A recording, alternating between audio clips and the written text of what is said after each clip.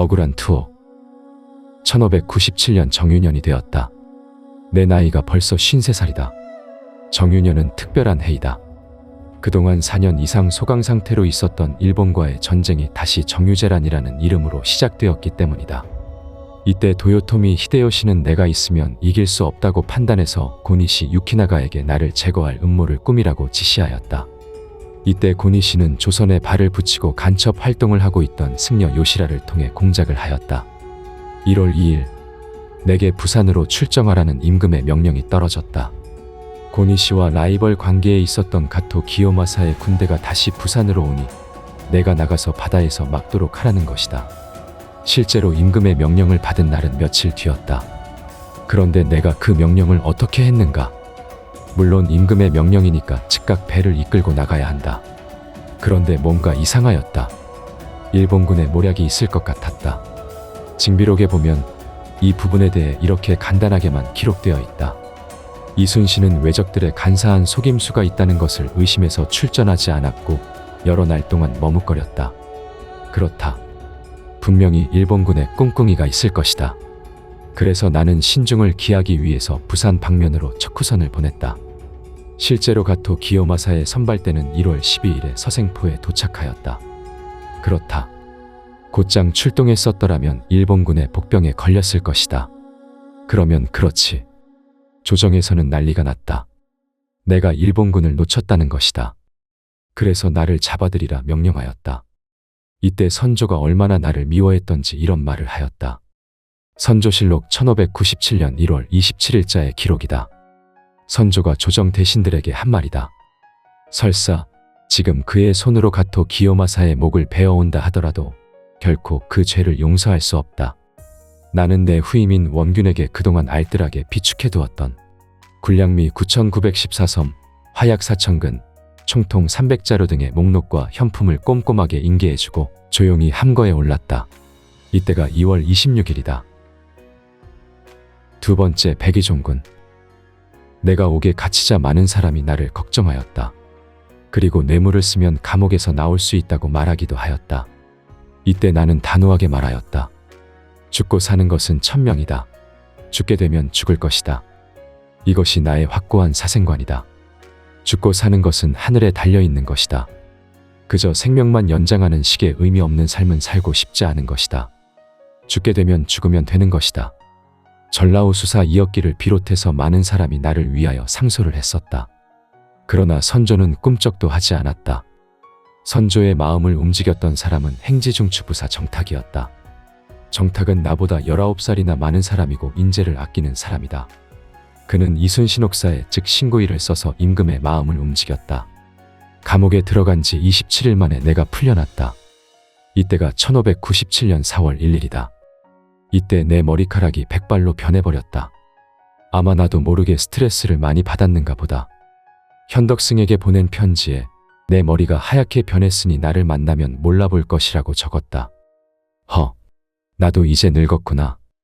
나는 비록 감옥은 벗어났으나 합천에 있는 권율의 도원수부에서 백의종군을 해야 했다.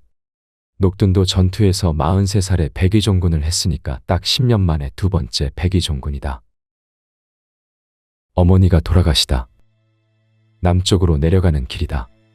그런데 내가 석방되었다는 소식을 접했던 어머니가 나를 보기 위해서 여수 고읍내에서 배를 타고 오시다가 그만 돌아가셨다.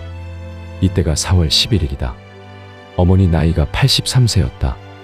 나는 어머니가 돌아가신 줄도 모르고 오다가 4월 13일에 종순화가 달려와서 부고를 전하는 바람에 알게 되었다. 하늘이 캄캄하였다. 급히 아산 인주면 해암리에 있는 개바 위로 달려가서 어머니의 시신을 거두었다. 어찌 이런 일이 있는가. 나는 난중일기에 이때의 심정을 벽용이라고 적었다. 가슴을 치고 뛴다는 뜻이다. 사람의 감정이 절제할 수 없을 만큼 비통한 상태를 말한다. 오늘날 개바 위에 가보면 벽화가 그려져 있는데 내가 어머니의 시신 위에 두 손을 얹고 통곡하고 있는 모습이다. 아이고 어머니, 아이고 어머니. 어머니가 내겐 어떤 존재였는가. 감히 어머니라고 부르기도 송구스러워 하늘이라는 뜻을 가진 천지라고 일기에 썼지 않았는가. 그렇다. 내게 어머니는 하늘이었다. 난중일기에 107번이나 어머니를 걱정하는 글을 적었다. 잠깐 비가 내리다 개다. 아침에 흰 머리카락 연함은 오를 뽑았다. 그런데 흰 머리칼인들 어떠하랴만 다만 위로 늙으신 어머니가 계시기 때문이다. 1595년 1월 1일 난중일기에는 어머니 생각에 밤을 지새운 기록이 있다. 촛불을 밝히고 홀로 앉아 나란 일을 생각하니 나도 모르게 눈물이 흘렀다. 또 여든 줄에 편찮으신 어머님이 마음에서 사라지지 않고 염려가 되어 밤을 지새운다. 나의 자인여에 는 어머니가 지어주신 것이다. 어머니는 서경에 나오는 수님금에 오직 너라야 세상이 화평하게 되리라 는 그래서 따왔다. 아침을 먹은 뒤 어머니께 하직을 고하니 잘 가거라 가서 나라의 치욕을 크게 씻어라 하고 2번 3번 타이르시며 조금도 이별하는 것을 탄식하지 아니하셨다.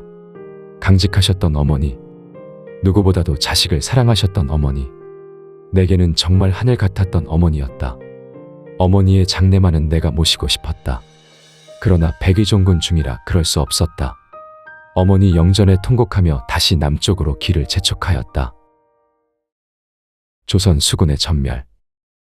큰일이 생겼다. 조선 수군이 전멸했다고 한다. 내가 합천에 도착하고 도원수 권율에게 신고를 한 뒤에 이어해의 집에 머물고 있는 시간에 청천벽력의 소식을 듣게 되었다. 뭐라고? 조선 수군이 전멸했다고? 내 후임인 원균이 칠천량에서 일본 수군의 공격을 받아 거북선 3척을 포함한 판옥선 122척을 잃은 것이다. 이때가 1597년 7월 15일이다. 원균은 추넘포 육지로 도망가다가 일본군에 의하여 칼로 죽임을 당하였다. 아, 통제라. 권율은 내게 어떤 방책을 강구해 달라고 주문하였다. 나는 아침 10시까지 한마디도 못하고 있다가 입을 열었다. 직접 눈으로 보고 방책을 강구해 보겠소. 이른바 남해대장정을 시작하였다. 백성의 상태가 어떤지 직접 눈으로 보고 어떻게 전쟁을 준비해야 할지 현장에서 답을 찾으려 하였다. 권율이 붙여준 군관 9명과 사졸 6명과 함께 길을 떠났다. 이때 일본군이 눈치를 채고 나의 뒤를 숨가쁘게 추격해오고 있었다. 삼도수군 통제사로 재임명되다. 정계산성 건너편에 있는 송경래의 집에 잠시 머물고 있을 때였다. 서울에서 선정관 양호가 임금의 임명장을 들고 달려왔다. 다시 삼도수군 통제사로 재임명한다는 것이다. 이때가 8월 3일 아침이었다. 권율이 강력하게 건의를 하였고 선조는 다른 누구를 대신할 사람이 없어서 재임명을 승인한 것이다. 이날의 난중일기에 나는 뜻밖이라는 말을 썼다. 내가 다시 임용될 것이라고는 전혀 생각하지 않았기 때문이다. 나는 임용이 되든 안 되든 그저 평소처럼 내가 해야 할 바를 했을 뿐이다. 나는 앞마당에 거적을 깔고 임금을 향해 큰 절을 올렸다. 임금이 이런 말을 했다고 한다. 내가 무슨 말을 하리요? 사실 임금의 속셈은 뻔하였다. 아무것도 없는 상황에서 다시 중책을 맡긴다는 것은 그 직책으로 그냥 죽으라는 소리가 아닌가. 안다. 당신 속을 안다. 그러나 나는 미워하지 않겠다. 죽게 되면 죽을 것이다. 그러나 혹시 아는가? 하늘이 내게 또 한 번 기회를 주실지. 그저 나라를 구할 수만 있다면. 진주 수곡면에 가면 내가 재임명을 받았던 송경래의 집이 있다. 그 마당에 삼도수군 통제사 재임명비도 있다. 다시 길을 나섰다. 길에서 백성을 만나면 나는 말 위에서 내렸다. 그리고 손을 꼭 잡고 걱정하지 말라고 위로하였다. 힘을 내세요. 힘을 내셔야 합니다. 전쟁은 끝납니다. 아버지와 아들이 서로 잡아먹는다. 얼마나 전쟁 때문에 우리 백성이 고통을 받고 있는지 말로 표현할 길이 없다. 류성룡이 쓴 징비록에 보면 차마 눈을 뜨고 볼 수 없는 장면들이 많이 나온다. 솔잎가루 10푼에 쌀가루 한 홉씩을 섞어 물에 타 마시게 하였다. 아침에 일어나 살펴보니 여기저기 굶어 죽은 사람이 질비하였다. 이 상태로 몇 달이 더 지나갔더라면 우리 백성은 모조리 굶어 죽었을 것이다. 조선 전역이 굶주림에 허덕이고 군량 운반에 지친 노인과 어린이들은 곳곳에 쓰러져 누웠으며 장정들은 모두 도둑이 되었다. 더욱이 전염병으로 인해서 거의가 죽어 없어지고 심지어는 아버지와 아들, 남편과 아내가 서로 잡아먹는 지경에 이르러 노천에는 죽은 사람의 뼈가 잡초처럼 드러나 있었다. 어디 그뿐인가? 일본 군인이 조선 사람의 코와 귀를 얼마나 베어갔던가. 징비록에 이렇게 기록하고 있다. 외놈들은 조선인을 보기만 하여도 코나 귀를 베어갔다. 전투가 극심했던 경상도 일대에는 코나 귀가 없는 조선 백성이 많았다. 임진 전쟁 때는 귀를 잘랐지만 정유 전쟁 때는 코를 잘랐다. 한 사람을 죽이고도 두 사람으로 계산해서 전공을 쌓으려는 것을 알게 된 도요토미 히데요시가 하나뿐인 코를 자르도록 한 것이다. 이런 천벌 받을 놈들이 있나. 아, 어떻게 나라가 이 지경까지 왔는가. 나는 이런 전쟁에 진저리를 쳤지만 그럴수록 내가 해야 할 일이 분명해졌다. 걷다 보니 나와 함께 목숨을 같이 하겠다고 따라오는 백성이 많았다. 나중에 보니 120명이나 되었다. 나는 여러 여건이 나빴지만 최선을 다해 다음 전쟁을 준비하려 했었다.